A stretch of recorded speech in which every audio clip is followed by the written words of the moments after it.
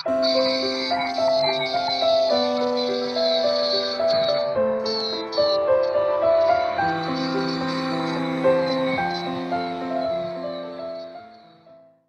दोस्तों, आप सभी का हमारे YouTube चैनल में एक बार फिर से स्वागत है। वीडियो की तरफ बढ़ने से पहले आपको एक बार और बता दूं कि अगर आप हमारे चैनल को सब्सक्राइब नहीं किए तो सब्सक्राइब करें, लाइक करें एंड शेयर करें। नमस्कार, सत श्री अकाल, सलाम। मैं हूं अशफाक अंसारी, आप देख रहे हैं अशफाक मिला। आप हम वीडियो की तरफ बढ़ने से पहले एक बार और बता देता हूं कि आप ये जो वीडियो देखने वाले हैं ये मॉरिशस एक भारतीय लोगों का देश, मॉरिशस एक भारतीय लोगों का देश, ठीक ना। एक बार और बताता हूँ, मॉरिशस एक भारतीय लोगों का देश इस वीडियो का नाम है, और इस वीडियो का डिस्क्रिप्शन में लिंक डाल दूंगा, वहाँ से आप जाकर देख सकते हैं। चलिए फिर हम वीडियो को स्टार्ट करते हैं।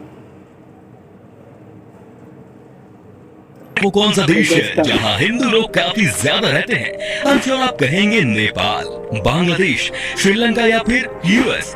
लेकिन दोस्तों, इन सब के अलावा एक बहुत ही खूबसूरत देश है जहां हिंदुओं की संख्या बहुत है, और वो देश है मॉरिशस।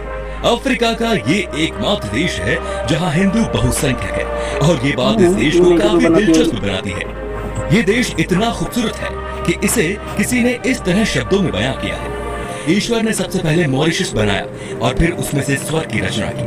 तो फिर दोस्तों, बिना किसी देरी के चलते हैं आज मॉरिशस की एक शानदार सफर पर। हिंद महासागर की गोद में बसा छोटा सा देश मॉरिशस, जिसके अगर क्षेत्रफल की बात की जाए तो लंबाई सिर्फ है 45 किलोमीटर और चौड़ाई 47 किलोमीटर।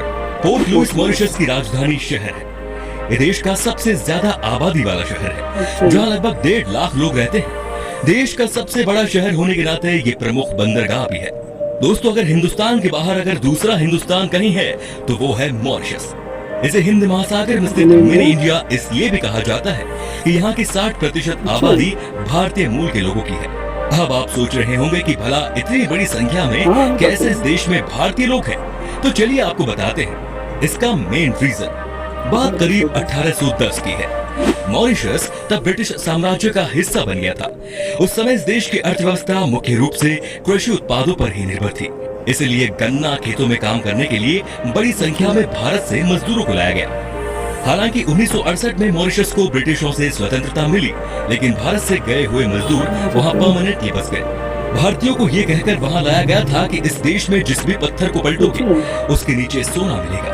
भला ऐसा कहीं संभव है कि पत्थर के नीचे सोना छिपा हो? लेकिन इसे उनके कठिन परिश्रम का प्रतिफल ही कहेंगे कि जिस सपने को दिखाकर थक कर उन्हें यहाँ लाया गया, उन्होंने उसी सपने को साकार कर दिखाया। सबसे पहले तो उन्होंने आजादी की जंग छेड़ मॉरिशस को अपने नाम किया, और फिर मॉरिशस को अपने खून पसीने की कमाई से विश्व मानचित्र पर स्थापित किया। बहुसंख्यक भारतीय होने के कारण कहीं ना कहीं इस देश में भारत की झलक देखने को मिलती है। अगर आप कहीं मॉरिशस घूमने जाएं तो आपको दिख जाएगा हमारे उत्तर प्रदेश की तरह दूर दूर तक फैले हुए गन्ने के खेत, महाराष्ट्र के खेतों की तरह काली मिट्टी के खेत, केरल के बरसाती गाँव जैसे गाँव के परिदृश्य, और बिहार के किसी गाँव की तरह भोजपुरी बोलते लोग। मॉरिशस के किसी गांव में आपको भारतीय परिधान साड़ी पहनकर झूमर, सोहर, कजरी या रतवाई गाती हुई महिलाएं दिखेंगी तो आश्चर्यचकित मत होइएगा। यहाँ के हर घर के बाहर तुलसी के चौरे पर जलने वाला दिया एक आम बात है।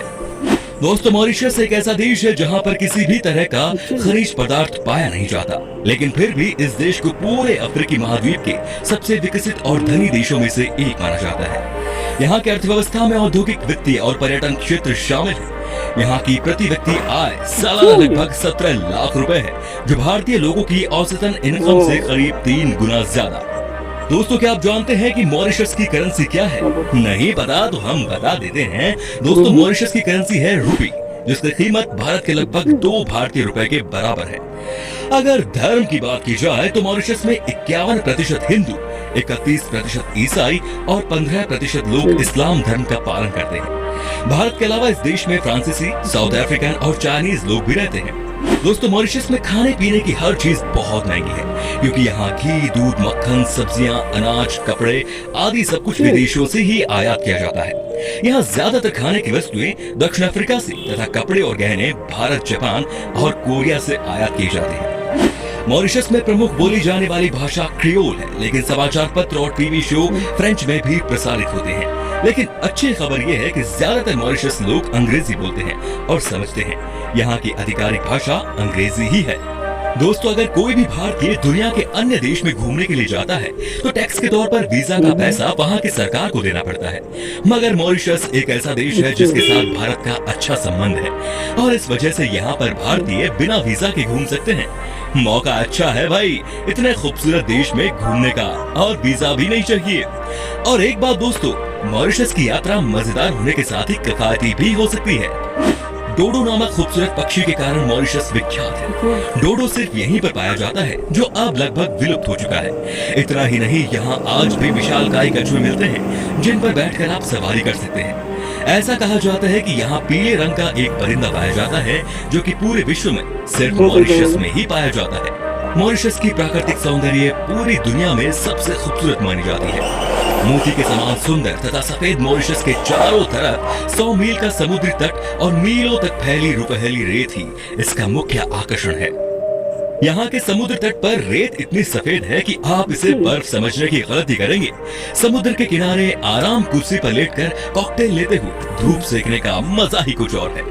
प्रकृति ने इस टापू को इतना खूबसूरत बना दिया कि दुनिया के हर कोने से सैलानी यहाँ घूमने आते हैं। इतना ही नहीं, यहाँ की चौड़ी साफ सुथरी सड़कें तथा यातायात व्यवस्था भी सैलानियों का मन मोह लेती है। दुनिया में मॉरिशस से अधिक रोमांटिक जगह कोई और नहीं है दोस्तों, इसीलिए तो ये हनीमून पर जाने वालों में खास पॉपुलर है।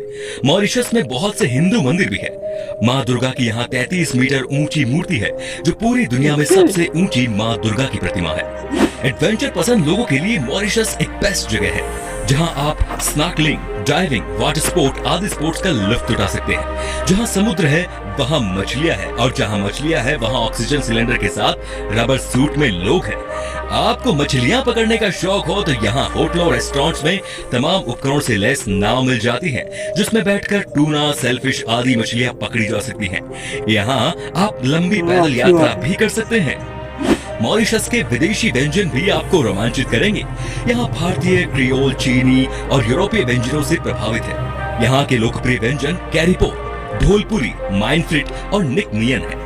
आपको अलोदा का भी स्वाद लेना चाहिए जो दूध आधारित पेय है जिसमें तुलसी के बीज होते हैं।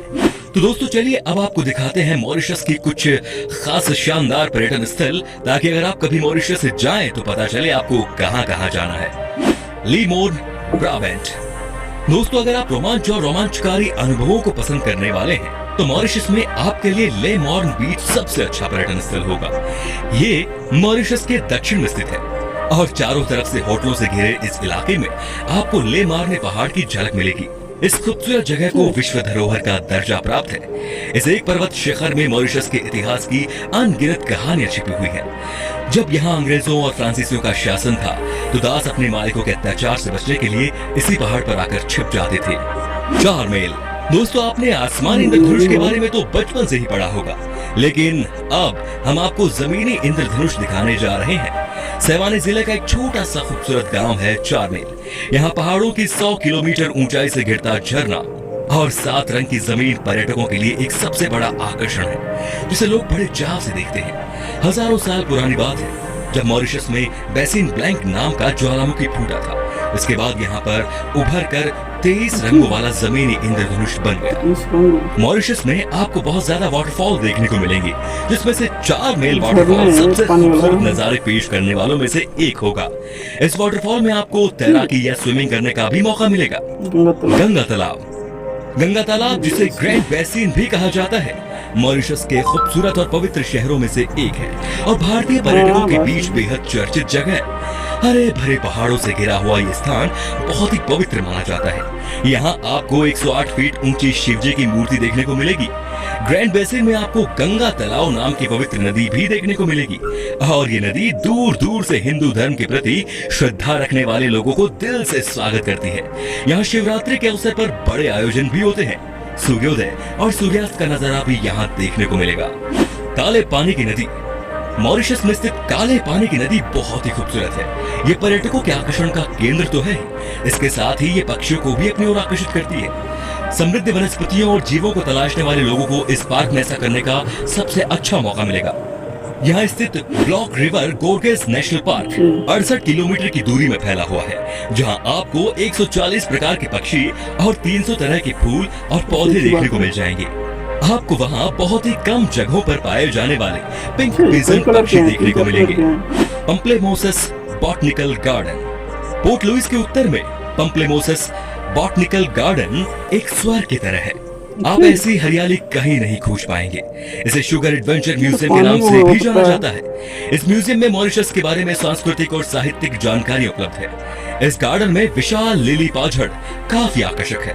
अंत में बात करते हैं द वेनिले नेचर पार्क की। दोस्तों, अगर आप कुछ मजबूत जबड़े वाले मगरमच्छों को देखना चाहते हैं तो आपको यहाँ जाना चाहिए, ला वेनिले नेचर पार्क। इस पार्क में बड़े बड़े मगरमच्छ, विशालकाय चमगादड़, कछुए और बंदर हैं, जिन्हें देखने के लिए लोगों की भीड़ हर समय उमड़ी रहती है। इन जानवरों को मस्ती करते देख लोग बेहद एंजॉय करते हैं। तो दोस्तों, ये था मॉरिशस। कैसा लगा आपको बताइए हमें। वैसे आप कभी गए हैं मॉरिशस? हमें कमेंट में उसके बारे में आप बता सकते हैं। उम्मीद करता हूँ दोस्तों कि आपको हमारी वीडियो पसंद आई होगी। अच्छी लगी तो लाइक करिए, चैनल को सब्सक्राइब करिए और वीडियो को शेयर जरूर कीजिए। फिलहाल मिलता हूँ आपसे अगली वीडियो में। Till then bye bye. ये वीडियो काफ़ी अच्छी थी, ठीक है, बनाने में बढ़िया लगी और अच्छी लगी, ठीक है। अगर आप लोगों को कैसी लगी हमें कमेंट करके ज़रूर बताइए, ठीक है। ऐसे आपको बता दूं कि ये वीडियो जो बनी हुई है ये काफ़ी अच्छा है, काफ़ी सही है और काफ़ी बढ़िया जगह है मॉरिशस घूमने के लिए। और साथ में बोल रहे हैं कि मिनी इंडिया भी बोला जाता है।